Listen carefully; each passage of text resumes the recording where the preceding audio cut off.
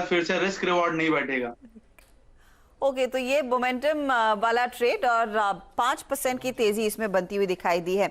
अच्छा, फटाफट से एक बार हिंडाल्को पर व्यू लेंगे, क्योंकि हिंडाल्को एक स्टॉक है जो चमक रहा है इस समय डे हाई पर आता हुआ।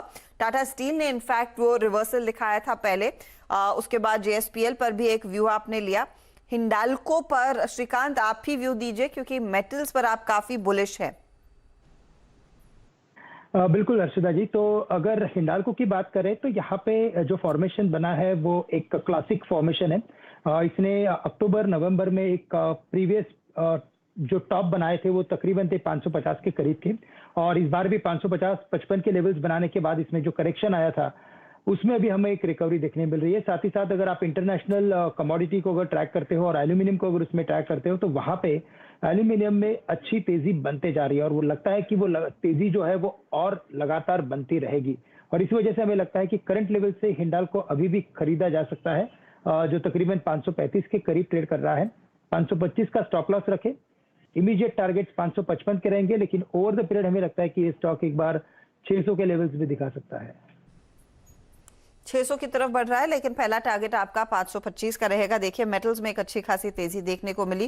ग्रासिम के कल नतीजे आए, तब तो ज्यादा मार्केट ने इस पर रिएक्ट नहीं किया, लेकिन 4% ऊपर आज के सत्र में ये भी आपको डे हाई पर दिखाई देगा। डे हाई पर दरअसल पहुंच रहा है पावर ग्रिड का शेयर। याद होगा आपको शेयर, जब आपने पहली बार कार्यक्रम की शुरुआत में नजर डाली थी हीट मैप पर, यह था लूजर्स में।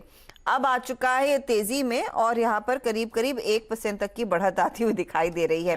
तो रिवर्सल अच्छा खासा है। इनफैक्ट अब सिर्फ 2 स्टॉक्स हैं जिनमें कुछ मुनाफा वसूली हो रही है। एक तो सिप्ला, और सिप्ला में वो ब्लॉक डील हुई तो आज थोड़ा सा नर्म, और दूसरा है ओएनजीसी जो 1% नीचे। चलिए, आपके सामने एक शानदार रैप अप फिलहाल होता हुआ बाजार का मोमेंटम कॉल्स के साथ मैं आपके सामने प्रस्तुत करता हूं कौन कौन सी कॉल्स पर हम लोग लॉन्ग साइड ट्रेड लेते हुए दिख रहे हैं। मानस जायसवाल साहब को लॉन्ग साइड पर टाटा मोटर्स पसंद आता है। श्रीकांत चौहान साहब ने जिंदल स्टील एंड पावर पर तेज़ी की मोहर लगाई है। अमित सेठ जी को फिलहाल जो काउंटर पसंद आता है वो है गुजरात अंबुजा एक्सपोर्ट्स, और राजेश पालविया साहब ने बजाज फिनसर्व पर तेज़ी की राय रखी है। ये कुछ काउंटर्स जो फिलहाल आपके सामने स्क्रीन पर चल रहे हैं। हम लोग 19 इंडिसेस ट्रैक करते हैं, और 19 के 19 इंडेक्स हर्षा जी आज 1.25% से लगभग 4.25% की आप तेज़ी देख रहे हैं। 3% की रैली निफ्टी में।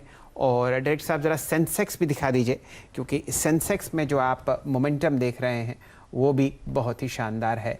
लगभग सेंसेक्स आपके सामने 3.11% ऊपर 1750 अंक 58,150 पर फिलहाल कोशिश कर रहा है दिन के उच्चतम लेवल पर मूव करने की। श्रीकांत चौहान साहब से जुड़ते हुए दिख रहे हैं।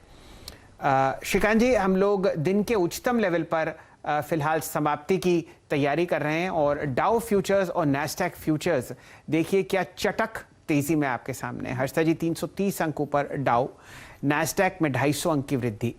क्या यहाँ पर एक short term base formation Nifty की हो गई है, जिस हिसाब से हम वॉल्यूम और प्राइस और प्रतिशत की दर देख रहे हैं कई स्टॉक्स में? श्रीकांत जी।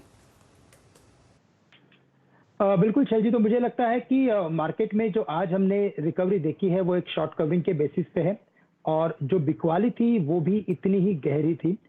तो जब तक ये जो एक इम्पॉर्टेंट जो सेल ऑफ था मार्केट में, जो कल के दिन में हमने देखा था, और आज जो रिकवरी बनी है, इसके अगर ओवरऑल कैलकुलेशन को देखें तो हमें लगता है कि जब तक मार्केट 17,600 के लेवल्स को क्रॉस नहीं करता है तब तक हमें लगता है कि ये जो ट्रेडिंग रेंज है वो नैरो होती जाएगी, और शायद कल के दिन में जो सबसे पहले जो इम्पोर्टेंट रेजिस्टेंस उभर के आएगा वो रहेगा 20 दिन के एवरेज का, जो तकरीबन चल रहा है 17,440-450 के करीब।